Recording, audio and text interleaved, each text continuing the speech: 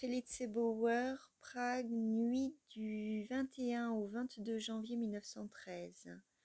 Ma pauvre chérie, dès lors que le poème chinois a pris pour nous un sens si important, il faut que je te pose une question. N'as-tu pas remarqué qu'on y mentionne une bonne amie de l'érudit et non pas son épouse? Bien que cet érudit soit sûrement un homme déjà âgé et que ces deux éléments, l'érudition et l'âge, semblent contredire l'idée d'une liaison avec une amie. Mais le poète, qui ne visait cavalièrement que la situation finale, a fait fi de cette invraisemblance. Était-ce parce qu'il préférait une invraisemblance à une impossibilité? Et s'il ne devait pas en être ainsi, craignait-il peut-être qu'une pareille opposition entre l'érudit et sa femme eût privé le poème de sa gaieté et n'eût rien apporté d'autre au lecteur que la sympathie avec les lamentations de cette femme? Cette bonne amie, dans le poème, n'est pas en fâcheuse posture. Cette fois-ci, elle souffle vraiment la flamme de la lampe, le tracas n'était pas très grand, il y a encore assez d'enjouement en elle.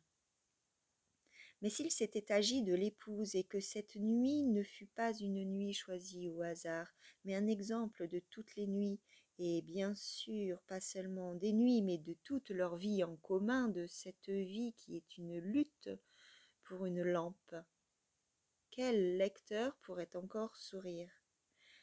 La bonne amie du poème est en tort parce qu'elle gagne cette fois-ci et ne veut gagner qu'une fois.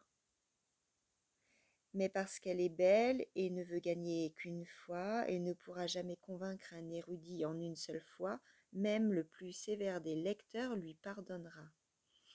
Une épouse, en revanche, aurait toujours raison, et ce ne serait pas une victoire, mais sa propre existence qu'elle réclamerait et que cet homme, penché au-dessus de ses livres, ne pourrait lui donner. Quand bien même il ferait seulement semblant de regarder ses livres et ne penserait jour et nuit à rien d'autre qu'à sa femme, qu'il aime par-dessus tout, mais qu'il aime avec son incapacité innée. La bonne amie a sûrement cela un regard plus aigu que l'épouse, parce qu'elle n'est pas complètement plongée dans cette situation, elle garde la tête haute, alors que l'épouse, pauvre et malheureuse créature qu'elle est, se bat aveuglément.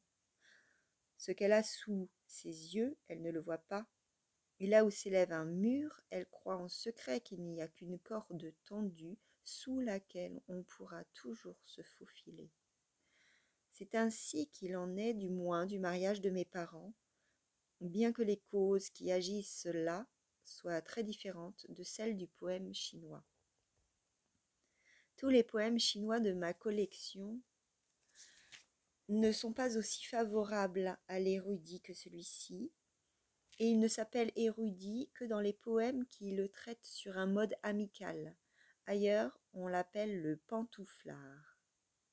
Et alors on lui oppose l'intrépide voyageur, le héros guerrier, qui lutte avec succès contre les dangereuses peuplades des montagnes. Celui-là, sa femme attend, inquiète certes, mais complètement ravie dès qu'il la regarde. Là, on se regarde l'un l'autre dans les yeux comme des êtres fidèles qui s'aiment et qui ont le droit de s'aimer.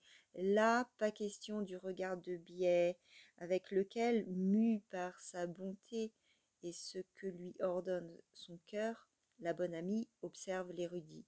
Là enfin, il y a des enfants qui attendent leur père et gambadent autour de lui quand il rentre, alors que le logis du pantouflard, lui, est vide.